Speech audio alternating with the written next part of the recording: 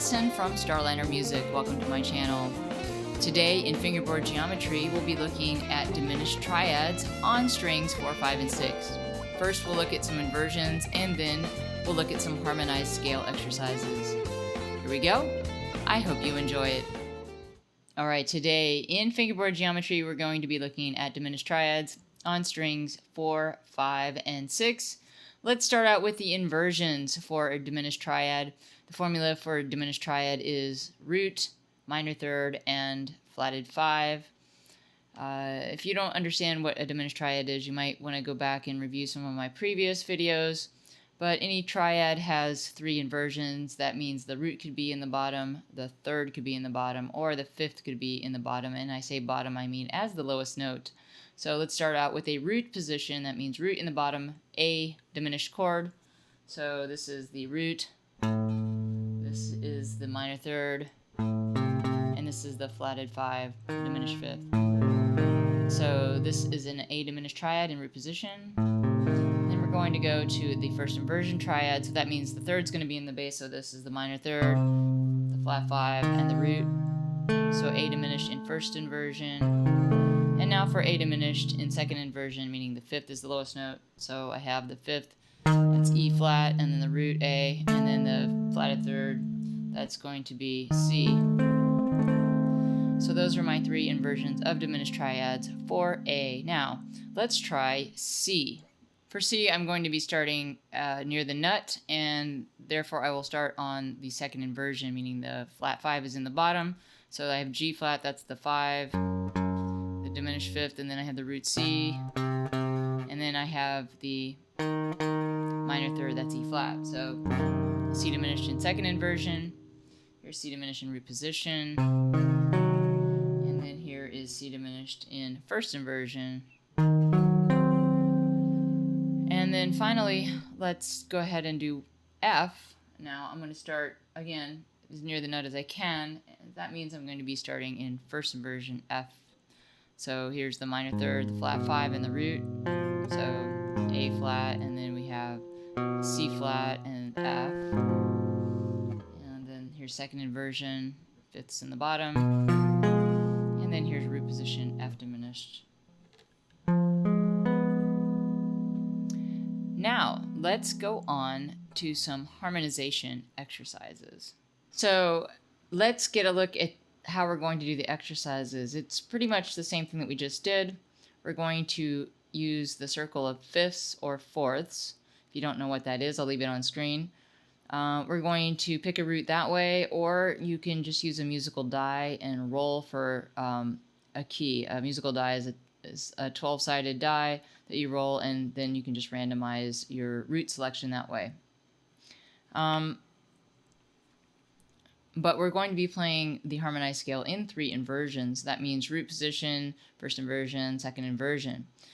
And I'm going to demonstrate the key of E flat. Now, it's unrealistic to think that the one chord is going to be the one that's located closest to the nut. Like, for example, in E flat, if I want to start close to the nut, I'm not going to be starting on the 1 chord in root position, because obviously we don't have an E flat down here.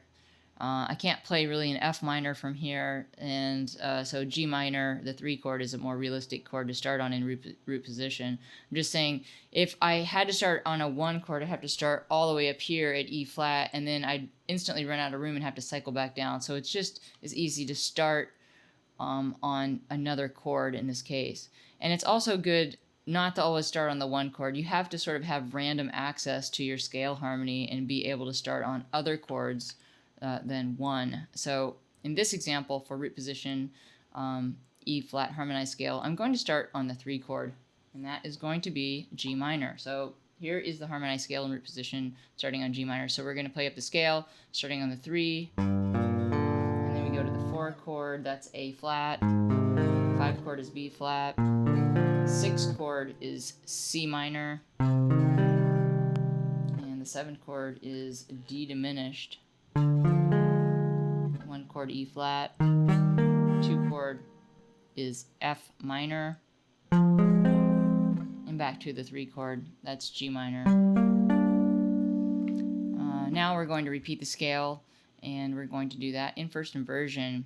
This time I am going to start on the 1 chord. It makes sense here. I can play the 1 chord, and it is a first inversion chord like this. Here's the 3rd, and then the rest of the chord is over here. So this is first inversion E flat, 1, 2, F minor, 3, G minor, 4, A flat, 5, B flat, 6 is C minor, 7 is D diminished, and we're back to the 1. And finally, we have the second inversion E flat chords, and so in this case I'm going to be starting on the 5 chord. So the 5 chord actually can use an open string here. It's B flat, so I have the second inversion 5 chord B flat, that's 5, and then I go to 6, this is C minor, and then I go to the 7th chord, this is D diminished, 1 chord is E flat, 2 chord is F minor, 3 chord is G minor, 4 chord is A flat, and here we are an octave higher on the 5 chord B flat.